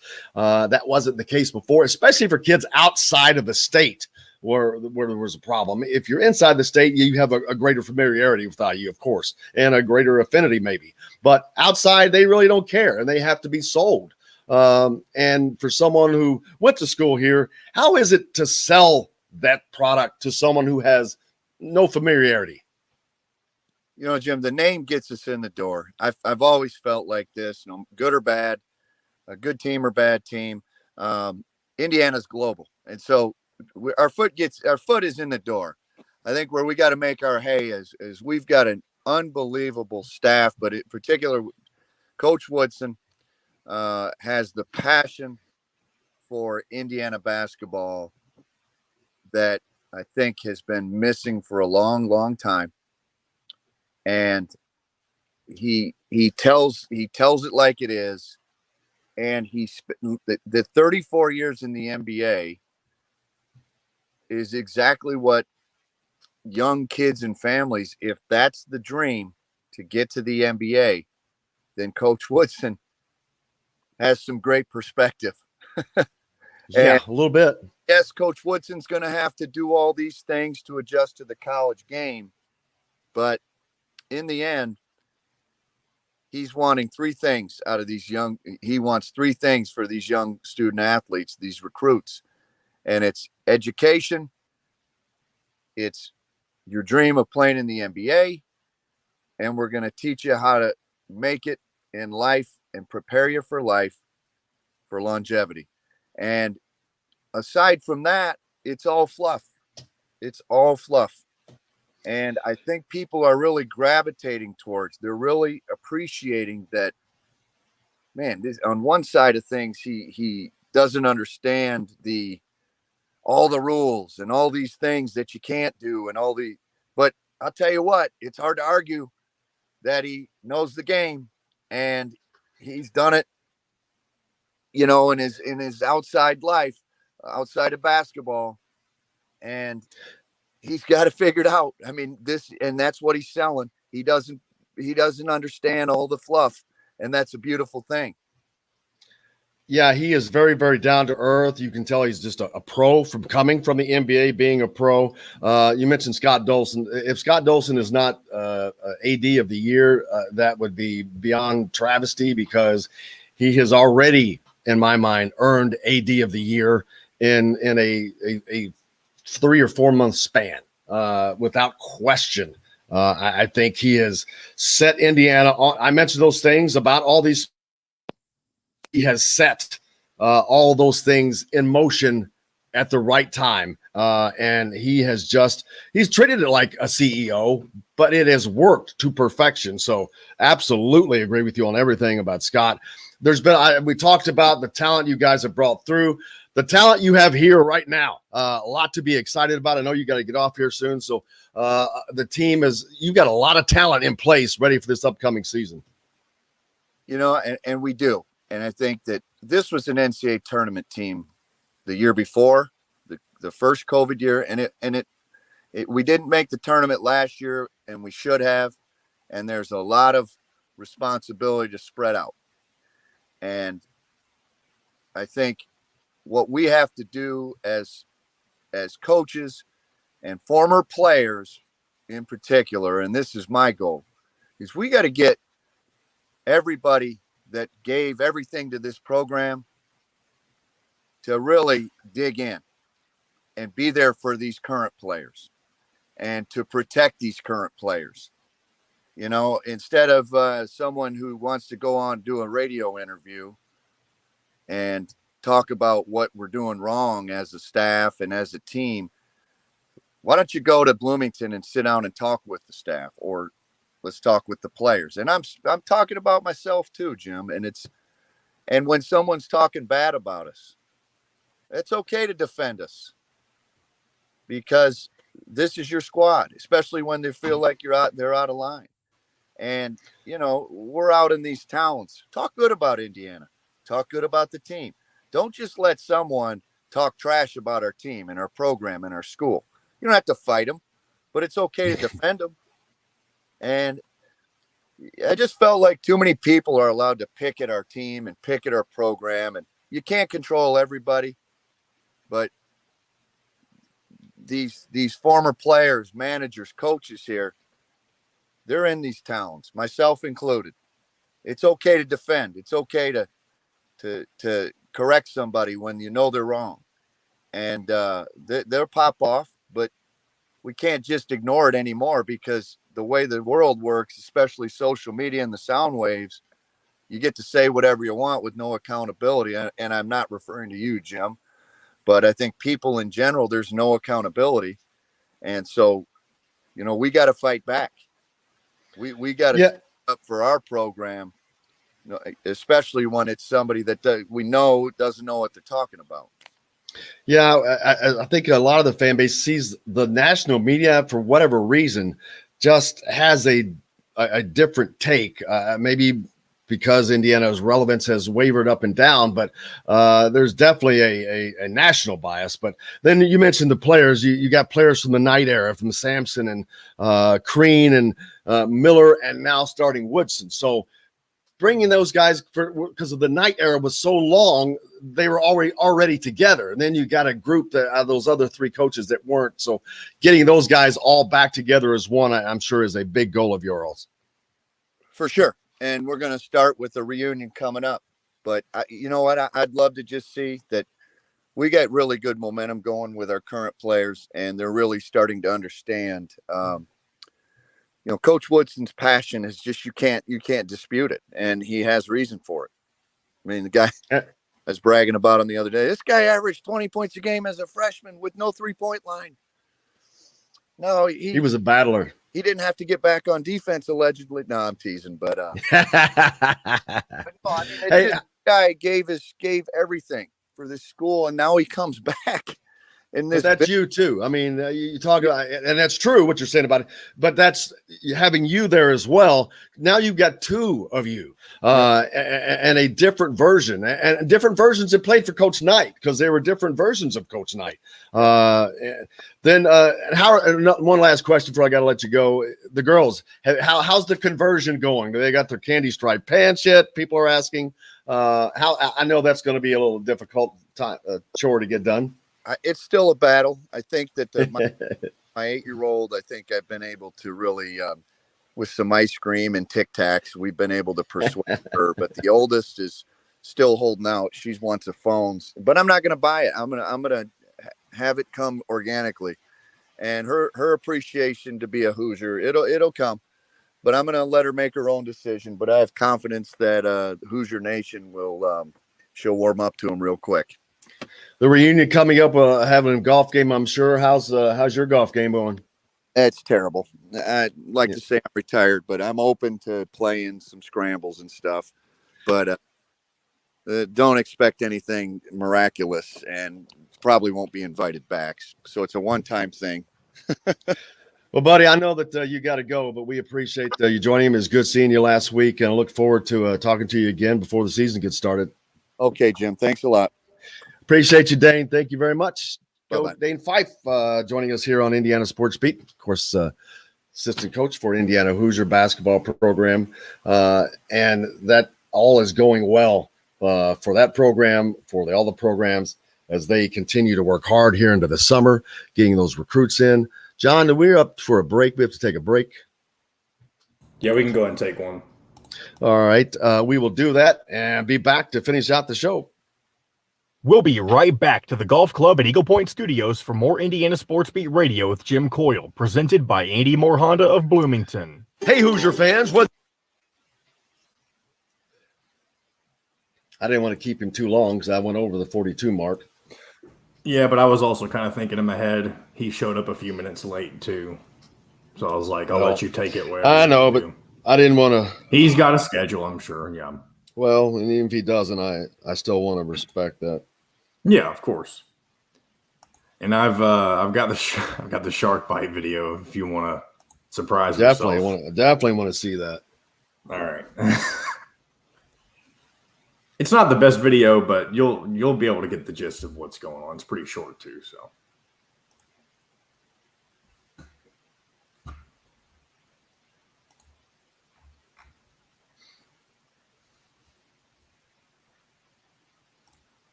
Okie dokie.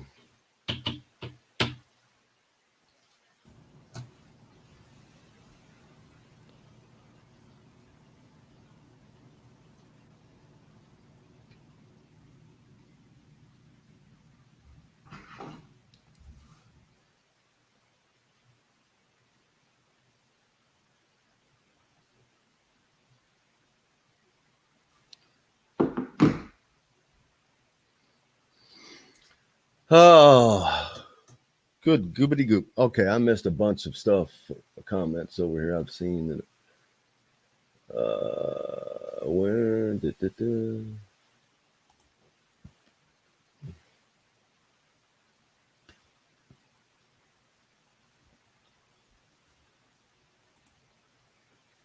During the Fife interview, we topped out at about 76 people, I think I saw. That's probably that's good.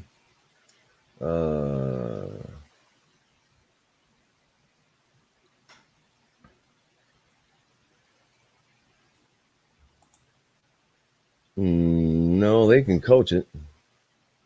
All right, I'm going to go ahead and pull this back in. We got a couple seconds. Made coffee cakes and much more. Sam's Place in Broad Ripple has wings, tender steaks, and seafood. Sam's Ale House in Carmel and on 86th Street in Indy have a long list of craft beers and all of the right foods to go with. Plan a day on the links at Eagle Point in Bloomington and then stay at Sam's Clubhouse. Sam's Restaurants, professionals in the art of food and drink. This segment is brought to you by Andy Moore Honda of Bloomington. Now back to the Golf Club at Eagle Point Studios for more Indiana Sports Beat Radio with Jim Coyle, presented by Andy Moore Honda of Bloomington. Here's Jim Coyle. Welcome back here at the Andy Moore Honda Hotline Studios. Hitting up some of these comments. We were talking about a golf earlier. I was talking about hitting a straight golf shot for the first time ever. But Daniel pointed out, you know that you're hitting the ball straight, your putter will desert you. No, it's not going to desert me. We've had an on and off relationship already so far. Daily Mail is where I saw the shark. Oh, yeah. We got that pulled up. We're going to pull it up in a second. Someone wanted me to ask Dane if he'd played the foul course yet. I don't think Dane has played a lot of golf. They have not had a lot of time to play golf. Mike Woodson has played some, but that's because he's been out with Quinn Buckner, getting the lay of the land. And that was early. I saw him on the golf course one day, but that was early in the morning. Those guys were finishing when we were starting. But Dane's got 2 young kids and a wife. Man, they're busy, house hunting and all that stuff. And, oh, yeah, this little thing called recruiting. So not sure how much downtime he's getting to get. So we got a couple of people listening down from Kentucky. Love that. Let us know where you are down there. I love knowing that. Reaching down there. Let's see. Answered all those. Van loves the Woodson hire. Briggs is boom, boom, boom. All right. I think we've got them all. No, still lots more comments coming in. Yeah. I'd like to ask Mike Woodson about the UK series because it was really at the height of when Mike Woodson was playing at Indiana and Kentucky, man, they were in Final Fours. It was the height of college basketball. As UCLA, it was just such a time. Tic Tacs, that's funny. RBO Sprint's parasailed at South Padre, and you can see the sharks below you. It's an eerie feeling. Yeah, I would consider that an eerie feeling. I'm not looking to parasail over any place that has sharks of any kind. Not my deal. Tim asks if I use orange balls on the golf course. Nope. No different than you losing orange, yellow, or fluorescent pink if you don't hit it into an area where it's playable or findable. Let's see. Let's stick to sports. We hear enough politics on ESPN. The vaccination is a personal choice. Well, that was about sports because it was about the Colts. We were referencing the story about the Colts, and that's what that was about, first of all. And secondly, I don't think that I expressed any opinions on it, period. But anyone is welcome to express. I mean, Bob Kravitz is a nationally renowned writer. And the story is about the Colts players not getting vaccinated, putting their team at risk. It's not a personal choice. They're paid millions of dollars to play for the Colts. They don't get vaccinated. They get sick. They can't play for the Colts. They do. There's a myriad of other things. So, yeah, it's a personal choice to those players. We're not talking about fans. I'm not talking about you or listeners or anyone else. This is a story about the Colts, a team. And again, they get paid to play, to perform. If they can't perform because they got COVID, because they did not get vaccinated, not only have you hurt yourself, you've hurt your team. So I disagree with that take, but it is what it is. For individual people, yeah, it's an individual choice. My daughter has spent the last 6 days in a room in the Dominican Republic quarantined because she did not get the vaccination. She made the personal choice to not get it, and on vacation in the Dominican, she spent it in a room with only a balcony to look out at everyone else having fun. I got my shot. I don't care what anybody else does. Haven't been sick at all. But in regards to athletic teams, I think that you should be required or potentially look at not playing. They need them to be healthy. They need to have a really good understanding that they're going to be healthy, that they're going to be available. This is not about politics. I don't ever talk politics. This is about common sense to me. And like Bob said, this is a vaccine that has a 96% efficacy rate. Why would you not? That's your choice. But in the instance of this team and the sport, I completely disagree. Kyle Schwarber is absolutely smoking the ball. Tim said the beer was flowing last week at Bubba's 33. It sounds good. Memphis, Indiana in the house. Thank you very much, Jason. We appreciate you. Ryan over in Porter, Indiana. Love you guys. And Kyle Schwarber. Why on earth are they still throwing to him? Why would you throw to him? I would give him nothing to hit. I mean, unless you absolutely have to pitch to him, he's crushing it. But did you notice this came in me, like I said earlier, immediately after the crackdown on pitchers not being able to possibly cheat a little bit? Is this having any effect? Maybe, maybe not. Kyle Schwarber's a monster master. We all know that. But dude is busting records, man. What, 5 in 2 days, 10 in 10 games? This is a steroid level, the era stuff. Barry Bonds and Mark McGuire and Sosa when they're all juiced. Kyle Schwarber, man, doing it. You got to love it. And I hope it continues for him, but I can't imagine people continuing to pitch to him. John, what we got coming up tomorrow? John, the producer. Tomorrow, you're talking about guests in terms of, or what are you referring to? Absolutely. So tomorrow, we got Matt Taylor back from his 2-week vacation. And then we got our loyal co-host Dustin Schutte here for the whole show tomorrow. And then we also got Chris Denari, I believe. I need to double check with him, but I know he's got a vacation coming up soon as well. But we should have our normal Thursday lineup for the first time in a while. And we always got some surprises. And we're gonna have some surprises. We'll always bust some surprises out as we finish the week out because we got plenty to get to. Lots going on as this last week of recruiting stuff finalized. Didn't talk a lot. We'll talk more on Friday with Alec Lasley about Bryce Sensabaugh, but the latest kid to get the offer from Indiana. But again, man, I love you just have to love these kids are going to be fighting for minutes. And that is what's not happened. And that's what's going to make this team part of the reason this team is going to be a lot better. I'm trying to really reserve judgment until I can see them, but it's hard, even as a journalist, to not think, man, they got a shot to be good. And when I say good, I don't mean winning the Big Ten. Not that they're incapable of that. I don't know what is going on out there right now with Michigan and Purdue, but I cannot imagine them being anything less than uber competitive with the coaching staff and the talent that's coming in. But we'll talk about all that much more tomorrow and especially on Friday. I can't thank all you guys enough for joining us. As always, we try to bring you the best guests, and we'll keep doing it. Each and every weekday here on Indiana Sports Beat. If you can't listen to us on radio, find us on podcast or YouTube, our YouTube channel, Indiana Sports Beat Radio, and make sure you go to thehoosier.com. I know they've got some great specials there and a lot of great premium coverage on IU basketball and football.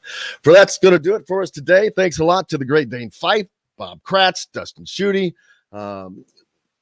Kevin Brockway, and of course, John, the producer. Most importantly, thanks to you guys. Without you all, there's no point to us being here. But looking forward to doing this all again tomorrow. Thank you so much. And until then, I'm Jim Coyle. I will see you on the radio.